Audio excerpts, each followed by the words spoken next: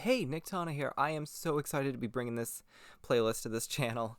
It had been on the back burner for a while. A lot of things just were issues, and I just didn't. I was nervous to do it. I didn't have the right mic, the right recording equipment, and now that I'm a little bit better set, I decided, yeah, I'm gonna give it a shot. And plus, the my next guest was kind enough to do this with me, and I talked about it to him, and I decided, you know what, I'm gonna give it a shot, and they were kind enough to do this. The whole point of this playlist is to pretty much show fans, if I have any, um, content creators that I watch, and I wanted to give back to those content creators because some of them are either growing as we speak.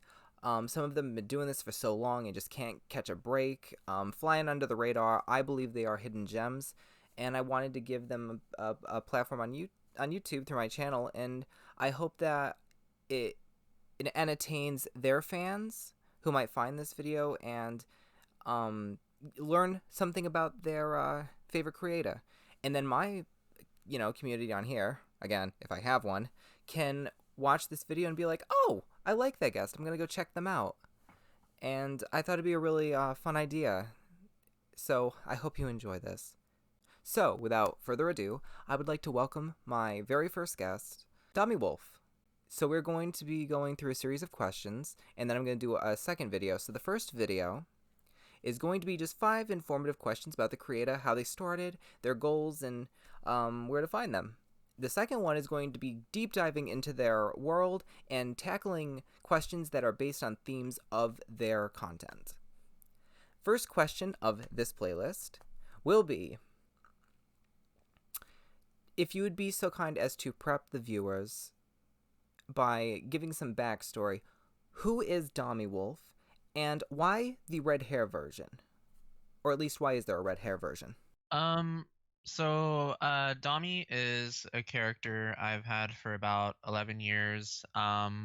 He kind of started off as a sort of a way for me to experience stuff that I wasn't very comfortable with when I was a teenager.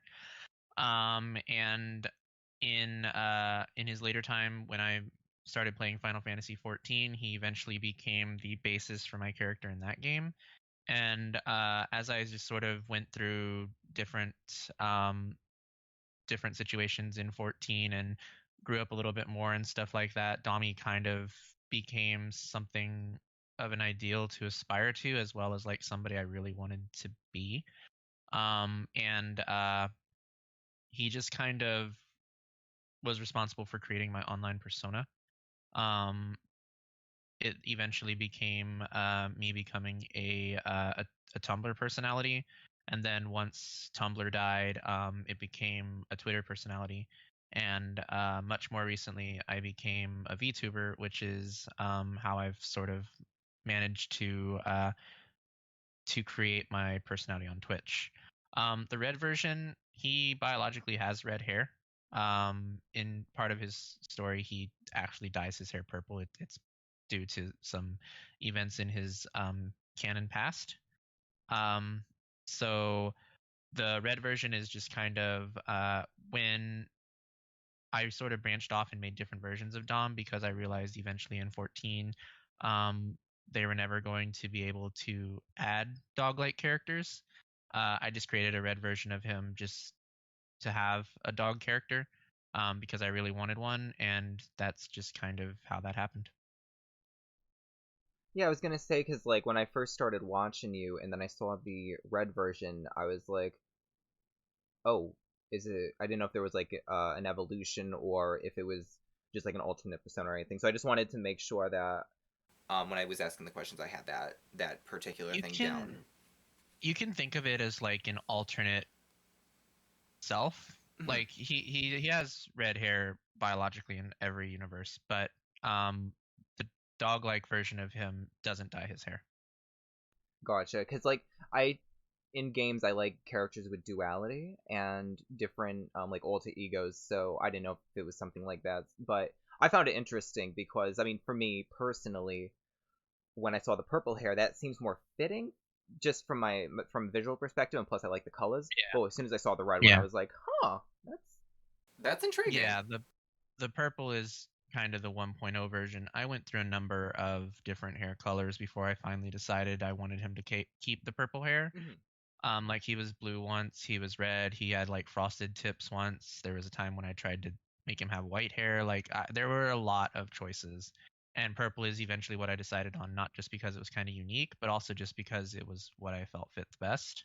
Mhm. And the red hair came a lot later as part of his canon story. And eventually people liked like role playing with the red haired one so much that I just gave him his own persona, I guess. I was oddly enough, like I always was, or not always, sorry. When I saw the character, the skin tone was, I think, the most alluring, because when most people do like the manga or anime VTube characters, they're really just like pasty white. So when I saw that, I was like, that is such an interesting characteristic. Yeah, so this kind of gets confused a lot. When I first made Dom, it was when I was 19 years old. At the time, I was kind of awash in like journal-based role plays over live journal. That's kind of where I got my start as like a role play writer and all that by writing for those. And one of the games that we had an idea for was a horror role play. So we needed some characters for that, and I didn't want to keep reusing the same character I had because I'd reused that character for two already. Mhm. So I was trying to think of what I could do for a new character, and I decided sort of that I wanted a character that was a little different from the one I had, because the one I had was his name was Lawrence, and Lawrence was much more of a prude kind of. Um, he was kind of like a Sherlock Holmes, but like a very particular, very anal version of Sherlock Holmes. Like he didn't have the laid back vibe or anything like that. Mhm. So I sort of went the opposite direction with him, and that's kind of how Dominic got made. And at the time, I was still watching the Umineko anime because it was still being run. It was still new, and one of the characters in there, his name is Battler, and I really liked his look. And at the time, we didn't design our own characters unless we were artists, and I wasn't an artist by any means. So what we did when we weren't artists was we just kind of took picture bases, based upon like characters from animes, video games, things like that. And mine was Battler. So when I transitioned from the journal-based roleplay into Final Fantasy 14, when it came time to design Dom, that was one of the characteristics that I had in mind. And Battler originally has red hair, which also sort of just highlights once again Mhm. that he originally had red hair. Gotcha. All right. So, sorry, I'm asking like a bunch of questions, like sub questions. I'm like, there's because there's so many. No, I mean that's fine. I don't mind at all. Like it's fine by me. All right, so I'll get back on track, just so I can, because I'm like, again, like I'm thinking of like 100 questions and out of one. All right, so next question: how much are you and Domi alike? Um, if you had asked me this question a couple years ago, I would say not much because I wasn't really comfortable being like him. I think transitioning into being a VTuber made it to where it was a lot easier for me to be like him. So some aspects of his personality I adopted into my own. However, a lot of it is also just various experiences I had after migrating off of Tumblr and onto Twitter. Those experiences kind of gave me more of the backbone that he has and made my personality and his a lot closer. I will say I'm a lot more like the purple version than I am the red version, just because the red version is a lot more feral. Mhm. So he has much more of a quicker anger and he's a lot rougher and stuff like that. Um, but uh, but I can't quite be like him just because that's not really in my personality Mhm. unless it gets like brought out of me. Yeah. Do you sometimes feel like do you sometimes feel like the purple version is more like you, in the sense of like being more natural, and then when the role comes, or it's more like playing a role for the red hair version because it's not so much of you? Used to be, not so much anymore, just because I'm so used to playing the red-haired version. Okay. I do it every Sunday, so it's a little bit different. Now, in the beginning, it was. In the beginning, I didn't actually. How do I say this? In the beginning, I didn't actually play Dom as me. I played him as a character. That's just what I kind of thought VTubing was. And eventually, Mel kind of just sat down with me and explained to me that it didn't have to be a character; it could actually be me. Hmm. And once I realized that it could be me, that was a completely different story. Yeah. So I transitioned from playing a character and I transitioned to being me as the character. Gotcha. Because like whenever I see VTubers, I wonder how much of them is in their character. Because when I started Niktana, I'm not really good at role playing. I can't really connect with it. So when I made my persona, I just really tried to make it as close to me as possible because I wanted to believe my voice was coming out of this character. If that makes sense. No, yeah, it does make sense. And there are some VTubers that they are role playing. There are some VTubers that their character is designed the way they are because they can't be that way in real life. Hmm. And there are some characters who are just them. They're just a version of them that is a character, but it's the same person. So it just depends on who you're talking about, and what their character basis is. So the next question is, what is your driving force to create? Okay, well, I've been streaming on Twitch for about 4 years. I originally started as a 14 streamer. Um, at that time, I only really cared about streaming 14. I didn't really care about streaming any other game. Eventually, I got into streaming other games. Like I started into streaming PC games, and eventually that developed into a need to like want to play like console games on stream. At first, it was just kind of a thing that I did just because it was sort of a hobby. More recently, I've noticed that it helps me quite a bit to play games, to stream them, just because I'm the type of person where, like, if I'm not doing anything, my thought is, why am I not playing a video game or why am I not doing something that I like to do? So I can't really just lay around and like watch TV or whatever unless like I'm really needing to. So when it comes to those moments, my automatic default is I should be playing video games. But also at the same time, I'm a streamer. So when I'm playing video games, my second thought is, why am I not streaming this? I should Hmm. be streaming this because I'm a streamer, and it doesn't really make sense for me not to be playing games on stream. So, um, my guess to answer the question, because I think I kind of talked around it by Sure. accident. No, that's totally fine. Um, I guess to answer the question, my driving force to create content is just to get me to play more games. It helps a lot to discover games that I've never heard of.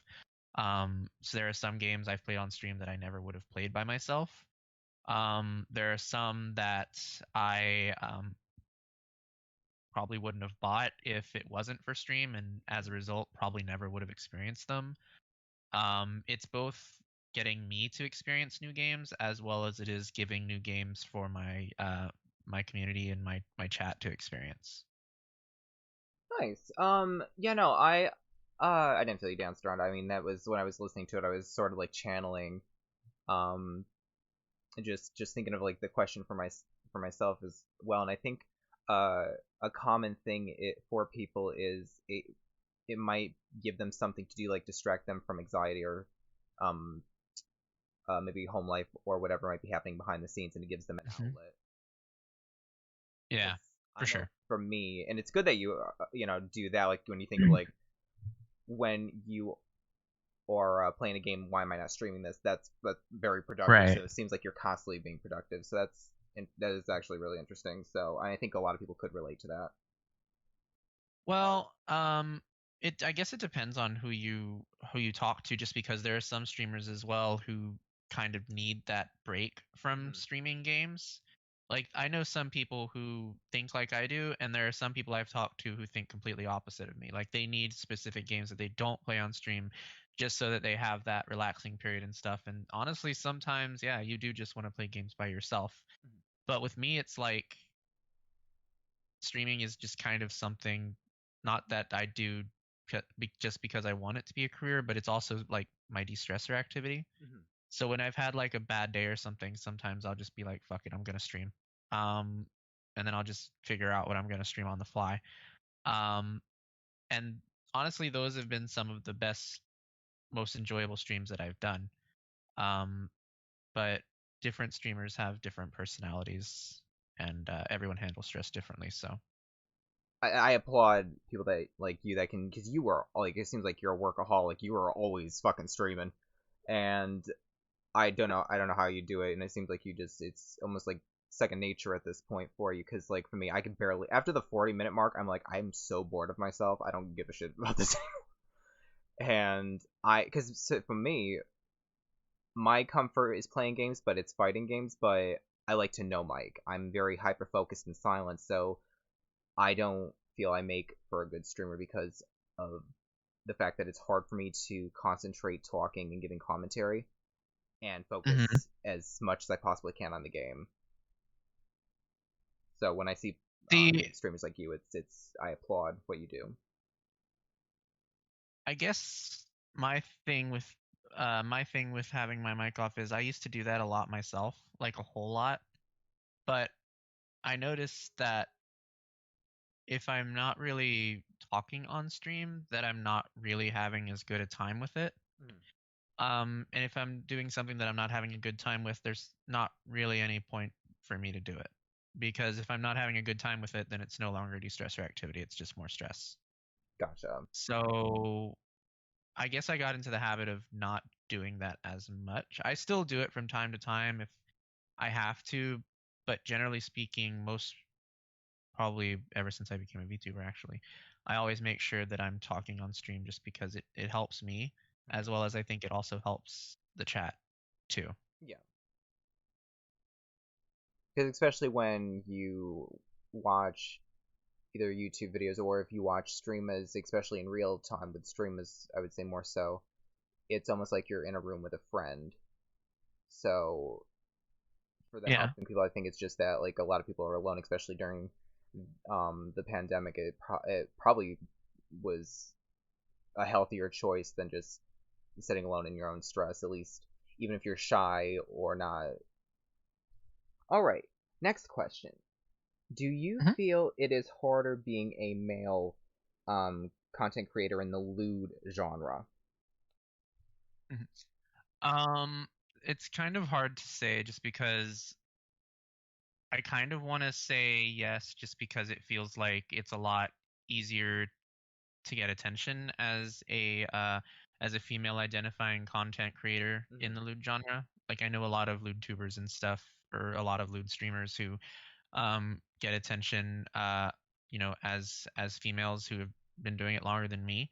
Hmm. Um, I don't think I would label it as it being because they're female. I think it's more just because it's easier for people to follow you as a lewd creator who is a female. Being a male, I think you have to work a little bit harder, especially because generally speaking, if you're a lewd creator who's a male, you're probably also LGBT, Hmm. um, which is a whole other thing in and of itself. I think we all know Twitch's feelings towards that particular designation. Hmm. Um, it can be very difficult sometimes just because I know that there's a lot of spaces I'm personally simultaneously not lewd enough for and also at the same time too lewd for. So the balance is really hard to find. Whereas I feel like as somebody who's more feminine or a female, for example, I feel like that gap is probably a lot easier to determine.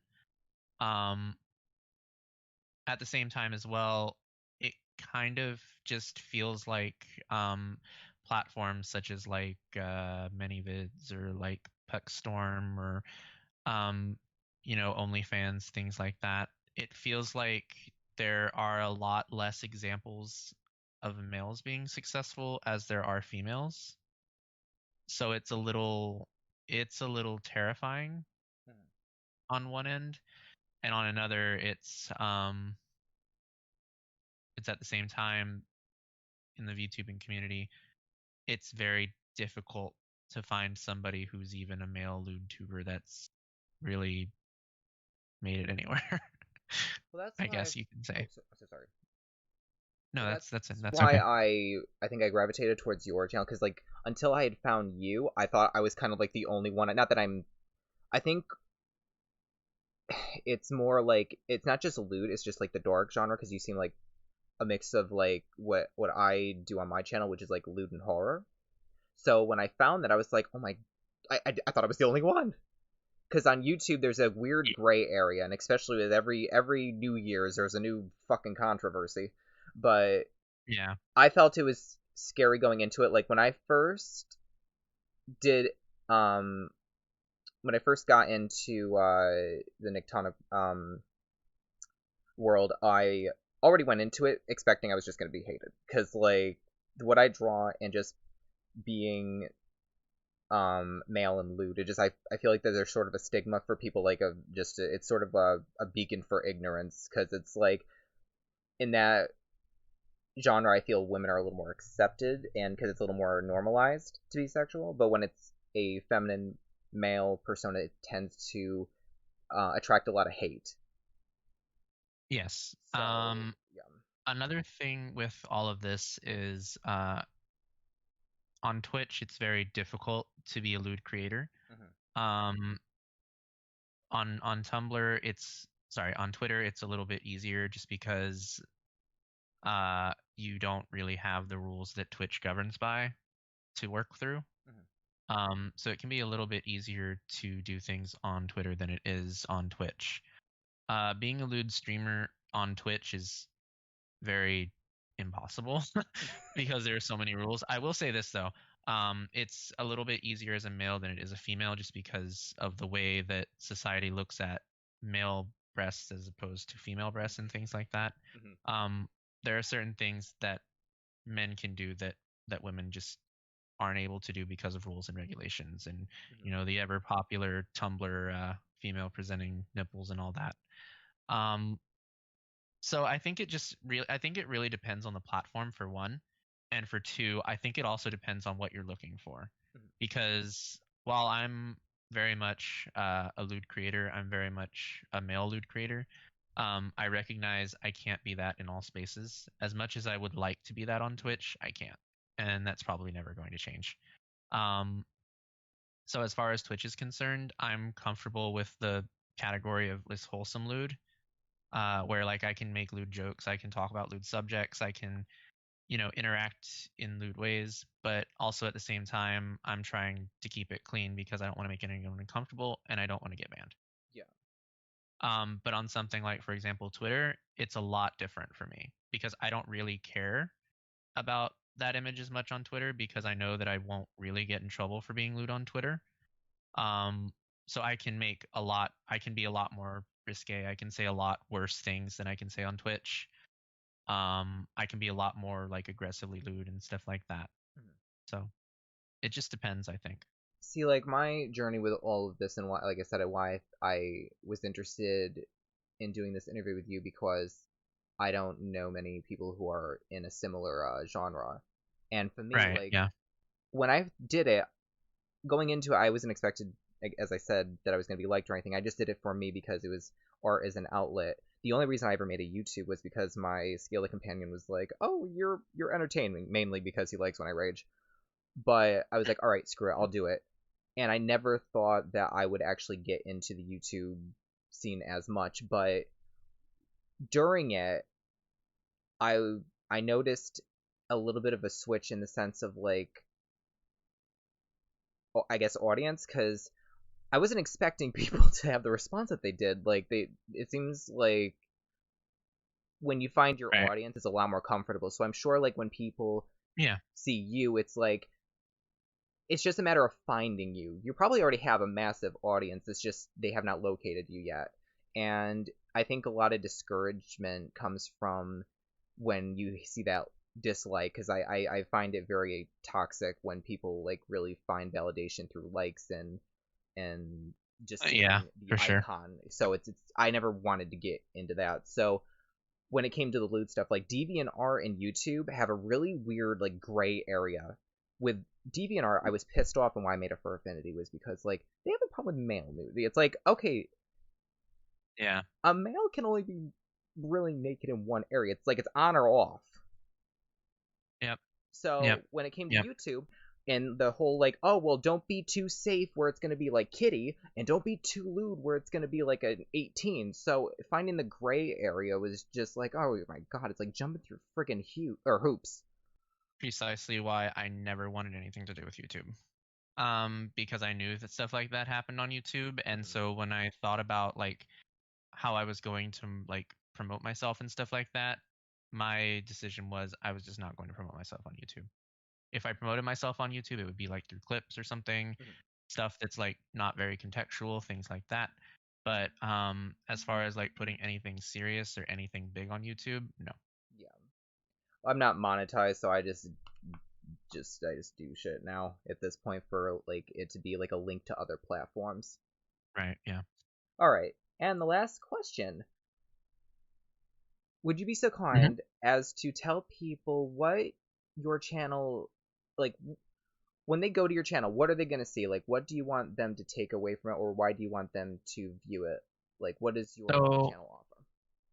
my goal as a content creator is to give people an outlet to be something they may not be comfortable with as of yet, to kind of extend a bridge that I never really received too much when I was younger, to let people know that hey, it's okay to feel like you have like the tendency to like lewd things or to have lewd conversations or to talk about difficult subjects that people may not be as interested in discussing, but also to help them understand that there are respectful ways to do it.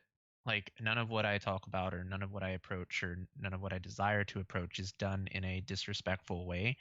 It's all done to be tasteful, but also at the same time, it's not really like sugar coated or like lightened in any type of way. So really, I think what they'll see is just a space for people to be who they are, even if they don't necessarily know what that is or what they want that to be, and just to get to know themselves a little bit better while getting to know me. And not only that, it's with sexuality still being such a taboo topic. I think just having an open space to be able to safely have it as an adult conversation and not Hmm. one Hmm. that is so heavily stigmatized is just having that freedom to be able to discuss it and just learn about it. Yeah. Yeah. But all right. So thank you so much, Mr. Domi. I will have You're links in the welcome. It was a lot of below. fun. I'll have links in the below. That was great English. I'll have links below for the platforms where you can find him. I recommend go check out his Twitch, and yeah, I will have another video that will be a little more intense. But for right now, for those who just wanted to really know the creator and wanted an idea of like what they're going to be finding on the channel, this video is for you, and I hope you enjoyed. And do you have any last words, Mr. Domi? No, I thank you for the opportunity, and I hope that everyone enjoys not just this interview, but the one to come as well. And this is Niktana. Thank you so much for watching. Have a great week.